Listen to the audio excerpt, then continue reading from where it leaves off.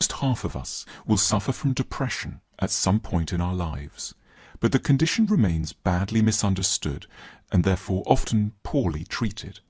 At the heart of our collective difficulty with depression is a confusion about what it actually is, and in particular how it can be distinguished from a state that all of us know very well and with which it has a distracting number of similarities, namely sadness. It's because we unwittingly tend to apply to cases of depression a number of assumptions drawn from and better suited to an understanding of sadness that we end up suffering far more than we should. There are, on the surface, some notable similarities between those who are sad and those who are depressed. Both groups cry, both withdraw from the world, both complain of listlessness and a sense of alienation from their normal lives. But there is one categorical difference between depression and sadness. The sad person knows what they are sad about. The depressed person doesn't. Sad people can, without difficulty, tell us what is troubling them. I'm sad that my grandmother has died, or that I lost my job, or that my friends are being unkind to me. And, though it might sound strange, this is precisely what the depressed person is not capable of doing.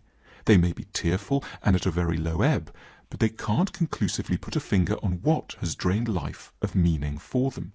They simply say it has no meaning per se. They aren't depressed about X or Y, as one might be sad about X or Y. They are, first and foremost, simply depressed.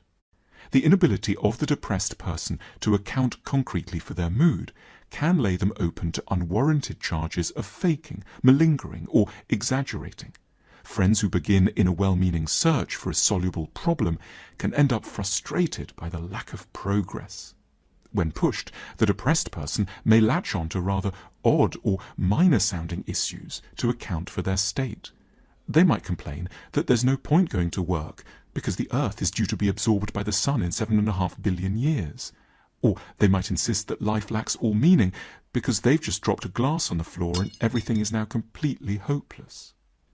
At this stage, one can hear it said that if depression doesn't have any sensible psychological causes, the problem must be bound up with some kind of imbalance in brain chemistry, which it would be kinder and more effective to treat with pills.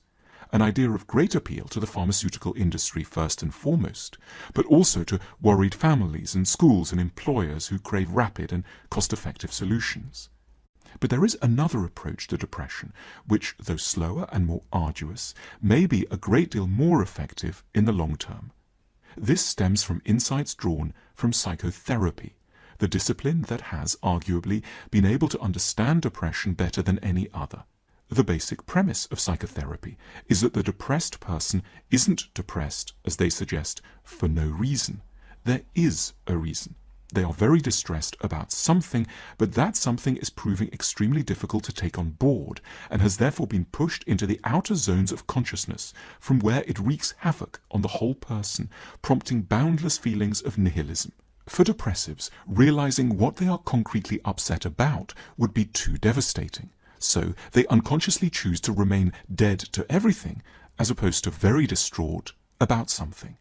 Depression is sadness that has forgotten its true causes. Forgotten because remembering may generate overwhelming, untenable feelings of pain and loss. What might these true causes be? Perhaps that we've married the very wrong person, or that our sexuality isn't what we once believed, or that we're furious with a parent for their lack of care in our childhood. In order to preserve a fragile peace of mind, one then chooses, though that may sound more willed than it is in reality, to be depressed rather than to have a realization. We pick unceasing numbness as protection against dreadful insight. To make things yet more difficult, the depressed person doesn't typically consciously feel that they are in fact lacking insight. They're not aware of a gap in their self-understanding. Furthermore, they are nowadays often taught to assume that they are just depressed, as one might be physically ill, a verdict that can be of appeal as much to the pharmaceutical industry as to certain people close to the patient with an interest in insights remaining buried. There's another key difference to note between sadness and depression. Sad people are grief-stricken about something out in the world, but they aren't necessarily sad about themselves. Their self-esteem is unaffected by their grief, whereas depressed people will characteristically feel wretched about themselves and be full of self-recrimination, guilt, shame, and self-loathing paranoia that may at tragic extremes culminate in suicidal thoughts. For psychotherapy, the origins of these violent moods of self-hatred lie in anger due for, but unable to be directed towards, someone else in the world, that has then turned against the sufferer. Wrathful feelings that should have gone outwards towards a partner who's relentlessly defensive or denies one sex, or a parent who humiliated one in childhood. These feelings are instead driven back onto the sufferer and starts to attack them. The feeling, X has horribly let me down, turns into a very unpleasant but in some ways more bearable, I'm an unworthy and unbearable wretch. One becomes self-hating as a defense against the risks of hating someone else. Also worth noting in all this is that in many cases depression is associated with an apparently opposite mood, a kind of euphoric state termed mania, hence the term manic depressive. The mania in question looks from a distance a bit like happiness, just like depression can look like sadness. But in one area in particular, the relationship between mania and happiness is identical to that between depression and sadness. The common element is a disavowed self-knowledge.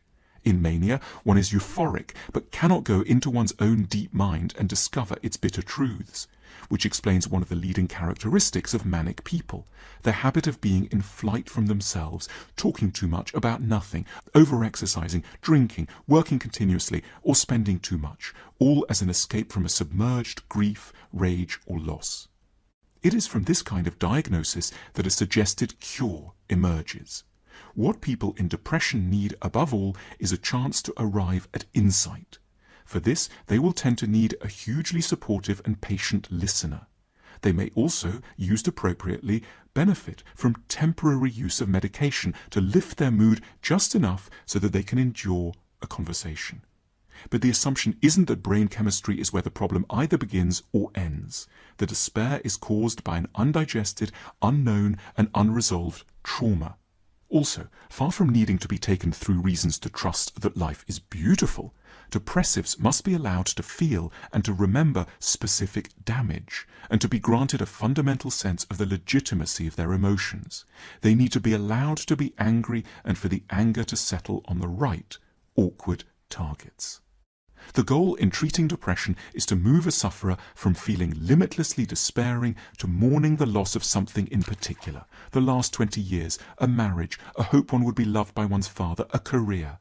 However agonizing the insight and mourning might be, these must always be preferable to allowing loss to contaminate the totality of one's perspective.